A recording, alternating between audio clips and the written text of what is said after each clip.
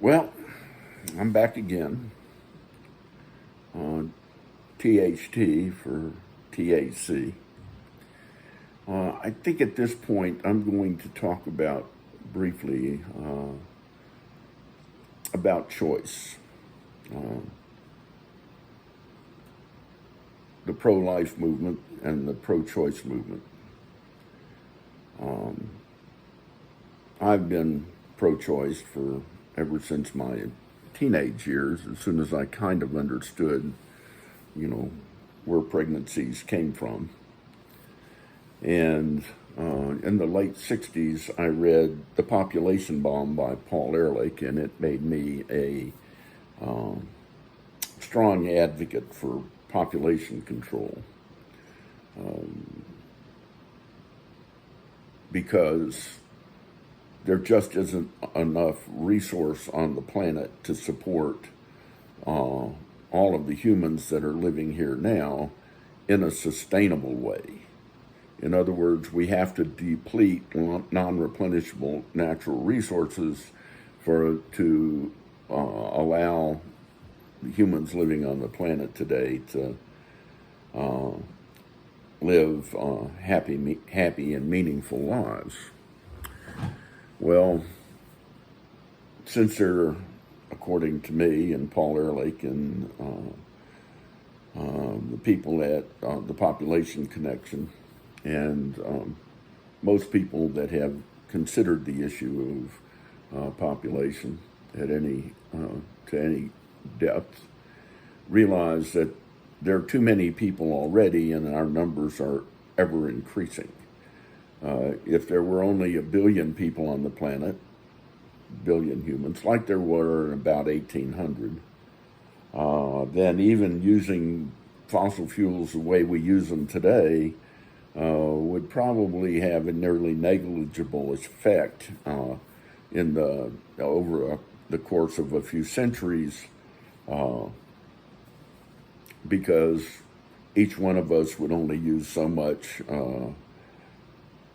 energy stored in fossil fuels, and so that would be, if there are 7 billion people on the planet today, that would be 1/7 of what we would be contributing if there were only 1 billion people on the planet today. But there aren't. There are 7 billion plus, and numbers growing all the time, and each individual creating more CO2 as industrialization and modernization enters the third world, especially China and India, but also Africa and Central and South America and Asia.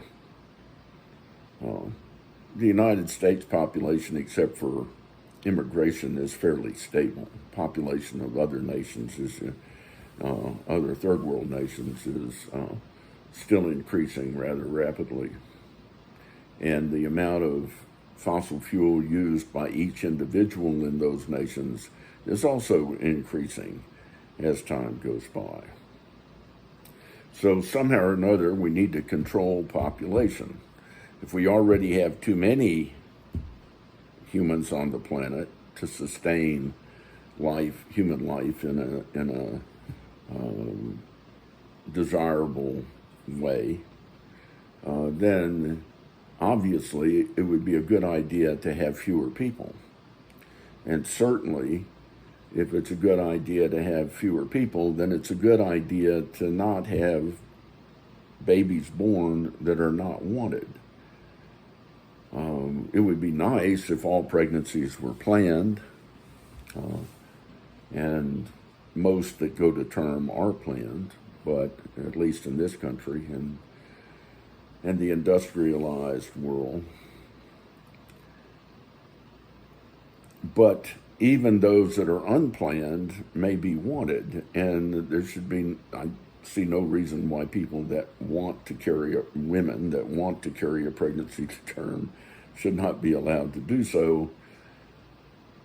But women that don't want to carry a pregnancy to term are doing us all a favor by not adding to the human population numbers.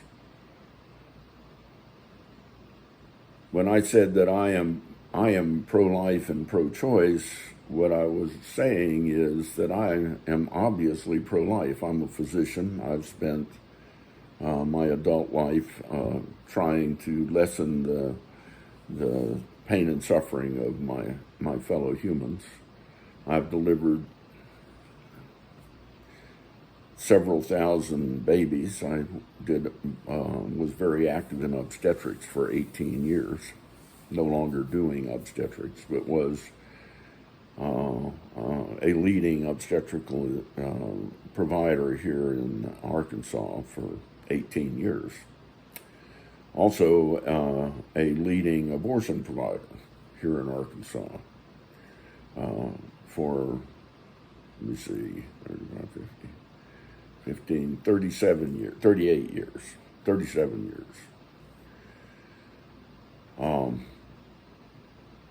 When I say I'm pro-life, I prove it by pointing at my 6 children that I've fathered and supported, never requiring any assistance from the state to support those children. I love children. I have a few grandchildren. My children have not had children at the same rate that I did. Fortunately for them and for you, they aren't adding to the human burden on the planet as I did. The people that claim that they are pro-life are, I'm sure they're honest, or they really are pro-life, just like I'm pro-life. But they're anti-choice. In other words, their position is a woman should not have the right to choose whether or not she has a child.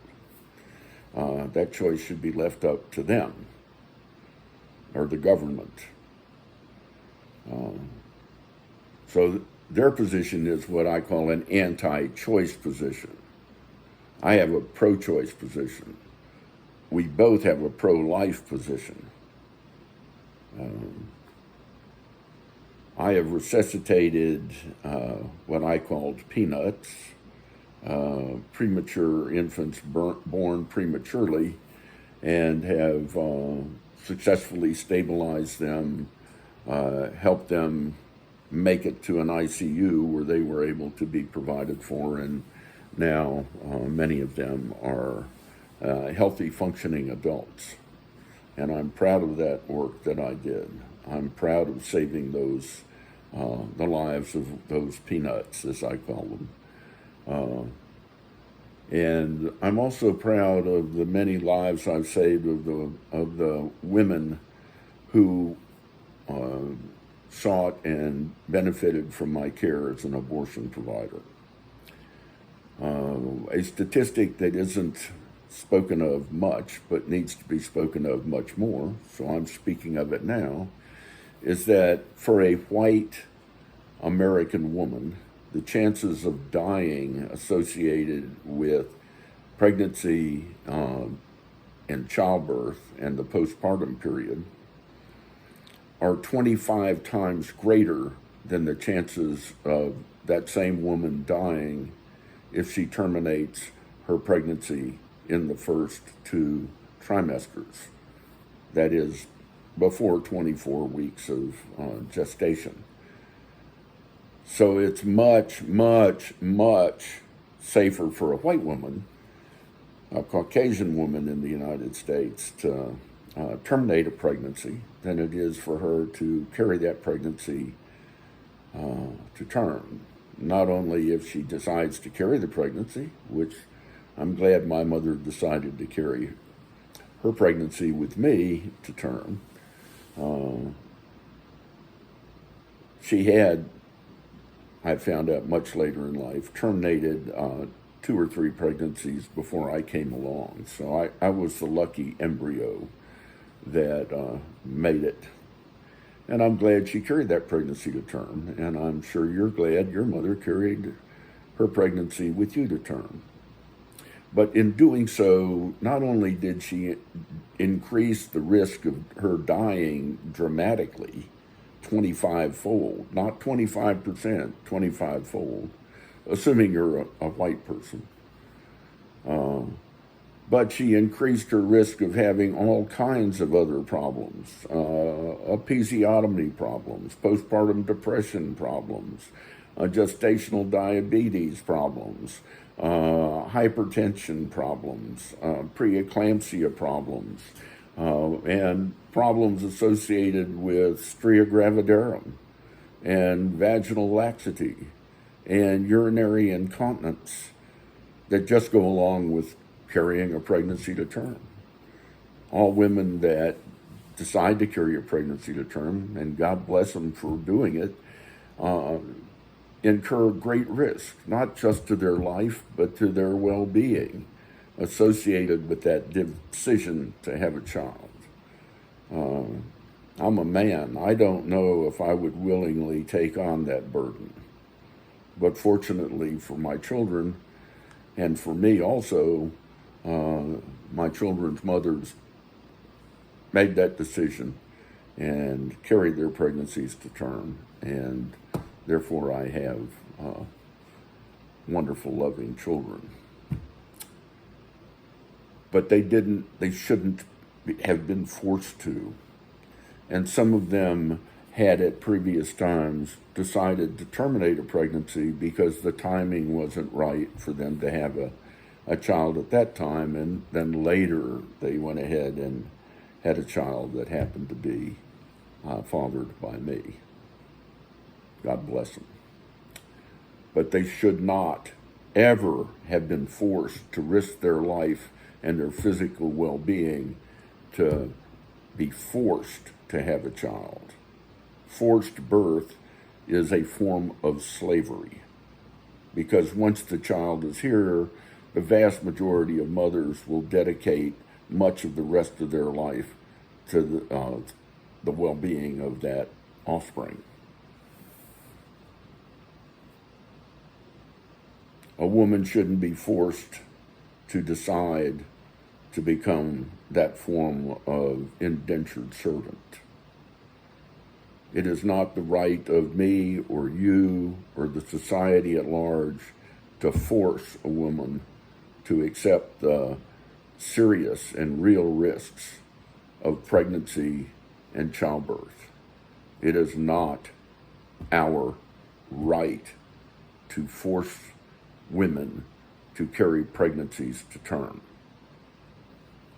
It's not our right. More on this subject later.